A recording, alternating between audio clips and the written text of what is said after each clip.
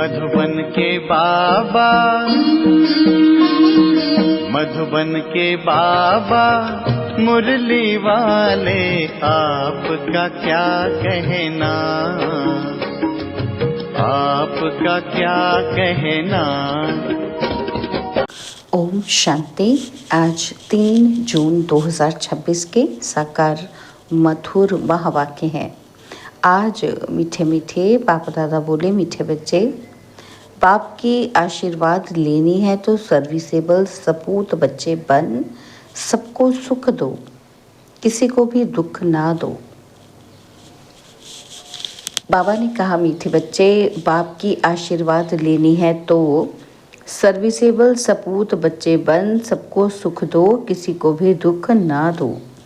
बाबा ने आज प्रश्न पूछा कि धर्मराज की सजाओं से छूटने के लिए किन ईश्वरीय नियमों पर ध्यान देना है।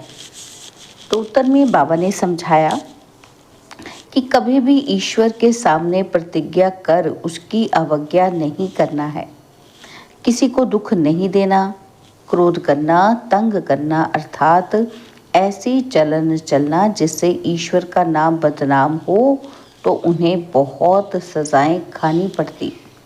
इसलिए ऐसा कोई कर्म नहीं करना है। माया के कितने भी तूफान आए, बीमारी उथल खाए, लेकिन राइट रॉन्ग की बुद्धि से जजमेंट कर रॉन्ग कर्म से सदा बचे रहना। उन्हीं का गीत है, कौन आया मेरे मन के द्वारे, ओम शांति। ये किसने कहा ओम शांति? बाप और दादा। यह तो बच्चों को जरूर निश्चय होगा कि हमारा पारलौकिक बाप है परमपिता परमात्मा शिव, और यह माना ब्रह्मा सब बच्चों का अलौकिक बाप है। इनको ही प्रजापिता ब्रह्मा कहेंगे। इतने बच्चे और किसी के होते हैं क्या सिवाय प्रजापिता ब्रह्मा के? पहले नहीं थे, जबकि बेहद के बाप ने इसमें प्रवेश किया है तो ये हो गया दादा। यह दादा खुद कहते हैं कि तुमको पारलौकिक बाप की प्रॉपर्टी मिलती है। पोत्रे हमेशा दादे के वारिस होते हैं। उनका बुद्धियोग दादे में जाता है क्योंकि दादे की प्रॉपर्टी का हक मिलना है। जैसे राजाओं के पास जो बच्चे जन्म लेते रहेंगे, ऐसे ही कहेंगे बड़ों की प्रॉपर्टी है। बड़ों की प्रॉपर्टी पर उन्हों का हक है ही। तुम बच्चे जानते हो कि हम बेहद के बाप द्वारा बड़े से बड़ी प्रॉपर्टी स्वर्ग की बादशाही ले रहे हैं। हमको वह बाप पढ़ा रहे हैं। तुम अब सम्मुख बैठे हो।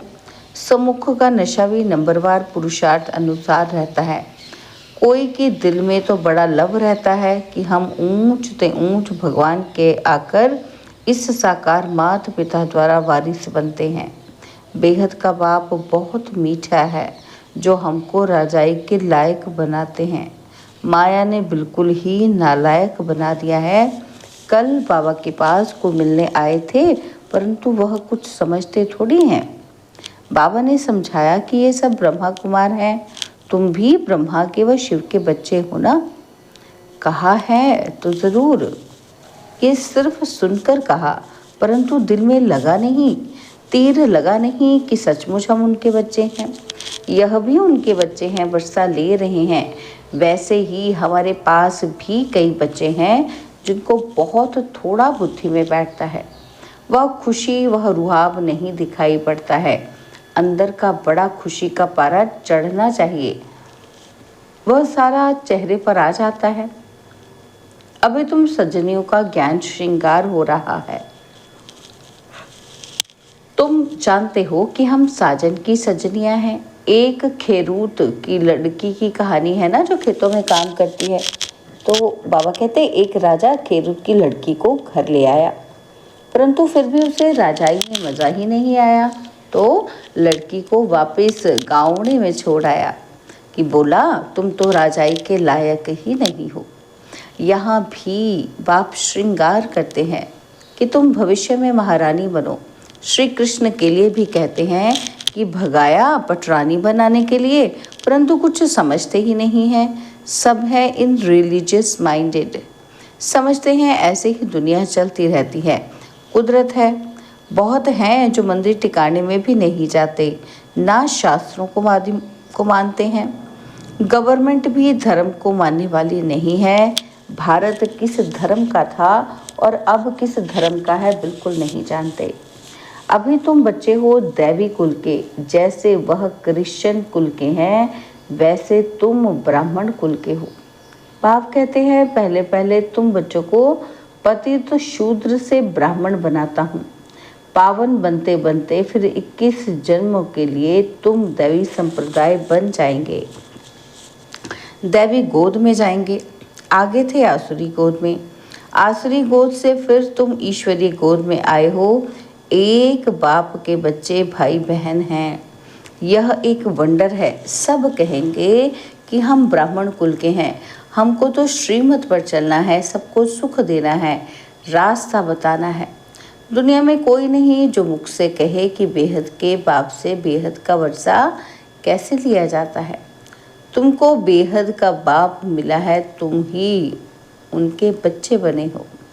बुद्धि से जानते हो कल्प पहले जिन्होंने बाप से वर्षा लिया होगा वही आकर लेंगे। थोड़ा भी बुद्धि में होगा तो कभी ना कभी आकर पहुंचेंगे, आएंगे तो कुछ ना कुछ लेने के लिए। तुम्हारे में भी नंबरवार जानते हैं, आज पावन बनने के लिए आए हैं और कल फिर पतित बन पड़ते हैं। किसका खराब संग लगने से भूल जाते हैं कि बाप का बनकर फिर बाप को छोड़ा तो बहुत पाप आत्मा हो जाते हैं। जैसे कोई किसी का खून करते हैं तो पाप लगता है, वह पाप भी थोड़ा है। और यहाँ जो बाप का बनकर फारकती देते हैं, प्रतिज्ञा कर फिर विकारी बन पड़ते हैं तो बहुत पाप लगता है। अज्ञान काल में इतना नहीं लगता जितना ज्ञान में लगता है। अज्ञान काल में तो मनुष्यों में क्रोध कॉमन होता है और यहाँ तुमने किसी पर क्रोध किया तो 100 गुना दंड हो जाता है। अवस्था बिल्कुल गिर जाती है क्योंकि ईश्वर का फरमान नहीं मानते हैं। धर्मराज का फरमान मिलता है कि पवित्र बनना है। तुम ईश्वर का बन जरा भी उनके फरमान की अवज्ञा की तो 100 गुना दंड चढ़ जाता है। क्रिएटर तो वह एक है, ब्रह्मा विष्णु शंकर भी उनकी रचना है। धर्मराज भी क्रिएशन है। धर्मराज का रूप भी बाबा साक्षात्कार कराते हैं। फिर उस समय सिद्ध कर बतलाते हैं कि देखो तुमने प्रतिज्ञा की थी कि हम क्रोध नहीं करेंगे, किसी को दुख नहीं देंगे, फिर भी तुमने इनको दुख दिया, तंग किया, अब खाओ सज़ा। बिगर साक्षात्कार सज़ा नहीं देते हैं, प्रूफ तो चाहिए ना। तो वह भी समझते हैं कि बरोबर मैंने बाप को छोड़कर यह कुकर्म किया। बदनामी कराने से फिर बहुतों पर आफत आ जाती है। कितनी अबलाएं बंधन में आ जाती हैं। सारा दंड बदनामी कराने वालों पर पड़ जाता है। इसलिए बाप कहते हैं बड़े से बड़ा पाप आत्मा देखना हो तो यहाँ देखो। धोबी के पास बहुत मैले सड़े हुए कपड़े जब होते हैं ना तो सटका लगाने से फट पड़ते हैं, तो यहाँ भी सटका सहन ना कर चले जाते हैं। ईश्वर की गोद में आकर डायरेक्ट उनकी अवज्ञा की तो सज़ा खानी पड़ेगी। जो हेड ब्राह्मणी पार्टी ले आती है उन पर बहुत बड़ी रिस्पॉन्सिबिलिटी है। एक ने भी अगर हाथ छोड़ दिया, विकारी बना, तो उसका पाप ले आने वाले पर आ जाएगा। ऐसे कोई को भी इंद्र सभा में नहीं लाना चाहिए। नीलम परी पुखराज परी की कहानी भी तो है ना। तो इंद्र सभा में कोई छिपा कर ले आई तो इंद्र सभा में बास आने लगी, तो ले आने वाली पर दंड पड़ गया। ऐसे कुछ कहानी है, वह पत्थर बन गई। बाबा पारसनाथ बनाते हैं और फिर अगर अवज्ञा की तो पत्थर बन जाते हैं। राजाई पाने का सौभाग्य गवा देते हैं। समझो कोई गरीब राजा की गोद लेते हैं और अगर नालायक बन पड़ा और फिर राजा निकाल देवे तो क्या होगा? फिर कंगाल के कंगाल बन पड़ेंगे। तो यहाँ भी ऐसे है, फिर बहुत दुख महसूस होगा। इसलिए बाप कह देते हैं कभी भी कोई अवज्ञा नहीं करना। बाप है साधारण, इसलिए शिव बाबा को भूल साकार में बुद्धि आ जाती है। अब तुम बच्चों को श्रीमत मिलती है। जो गंदे बन पड़ते हैं ऐसे फिर इंद्र सभा में बैठ ना सके। हर एक सेंटर इंद्रप्रस्थ है और यहाँ ज्ञान की वर्षा हो रही है।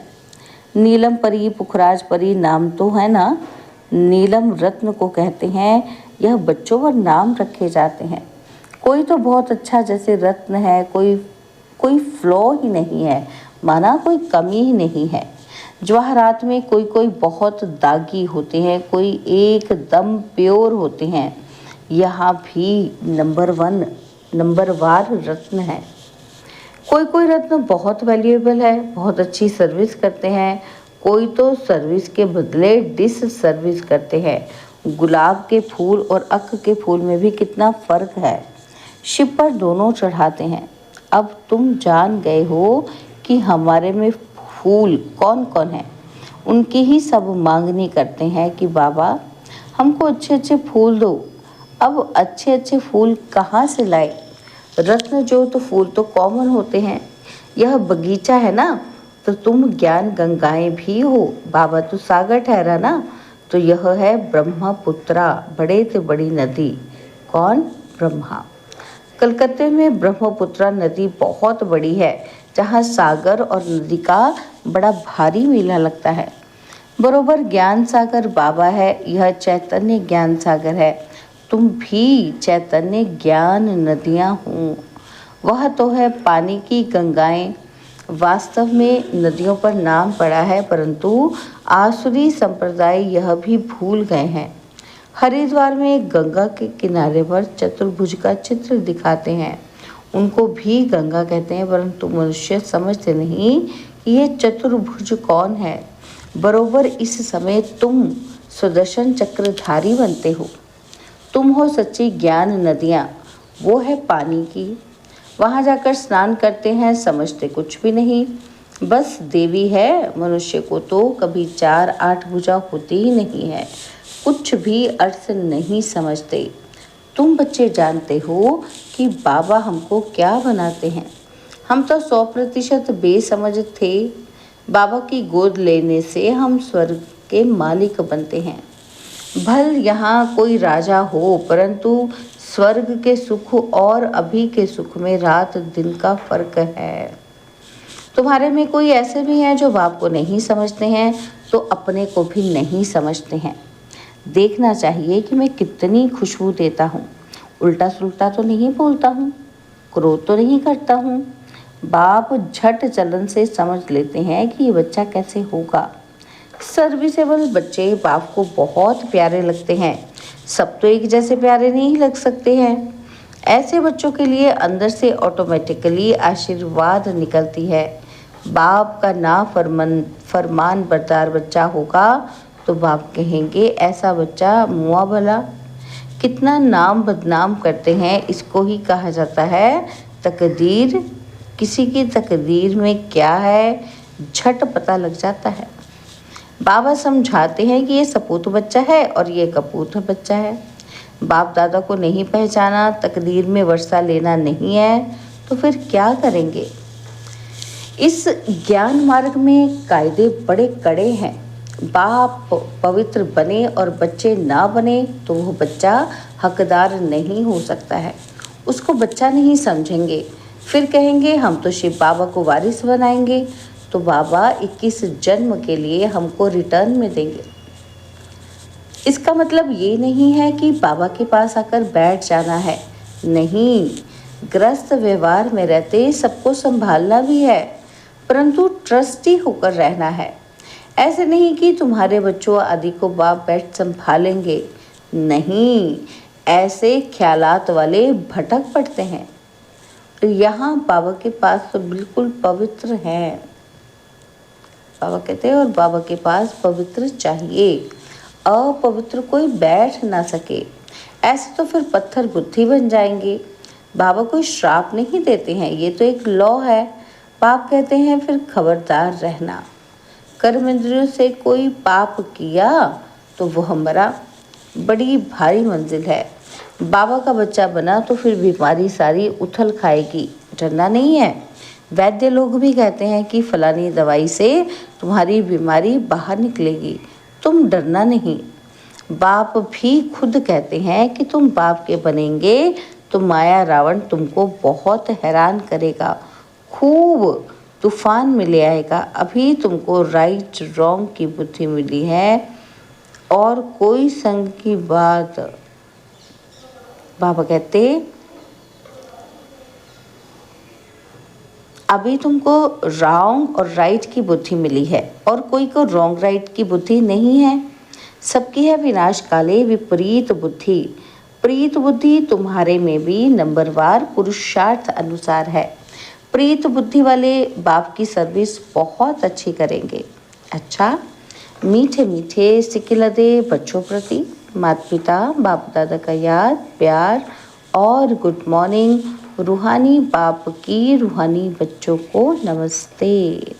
हम रूहानी बच्चों की रूहानी बाप दादाजी को दिलवा जान सिकवा प्रेम से नमस्ते। ओम शांति। प्यारे बाबा, मीठे बाबा, मेरे बाबा, शुक्रिया बाबा, शुक्रिया बाबा, शुक्रिया।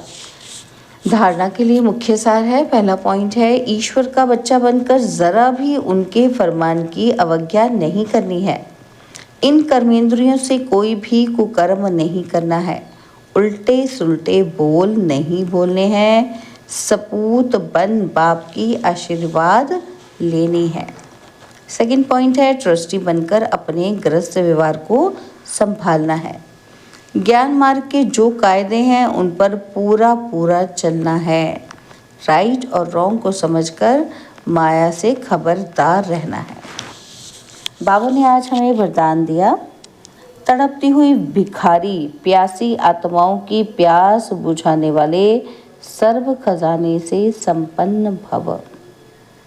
तड़पती हुई भिखारी प्यासी आत्माओं की प्यास बुझाने वाले सर्व खजानों से संपन्न भव। जैसे लहरों में लहराती व डूबती हुई आत्मा एक तिनके का सहारा ढूंढती है, ऐसे दुख की लहर आने दो, फिर देखना अनेक सुख शांति की भिखारी आत्माएं तड़पते हुए आपके सामने आएंगी।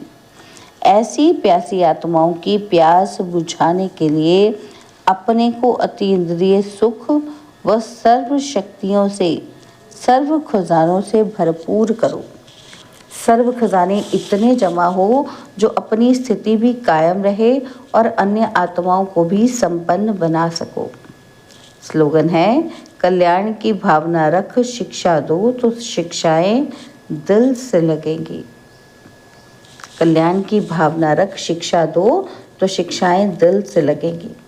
तो बाबा के व्यक्ति इशारे हैं, सदा हर्षित रहने के लिए अपनी नेचर को सरल बनाओ, सहनशील बनो। बाबा कहते सदा हर्षित रहना ये ज्ञान का गुण है, इसमें सिर्फ रूहानियत ऐड करनी है। हर्षितपन का संस्कार भी एक वरदान है जो समय पर बहुत सहयोग देता है। जो स्वयं सदा हर्षित रहते हैं वह कैसे भी मन वाले को भी हर्षित कर देते हैं।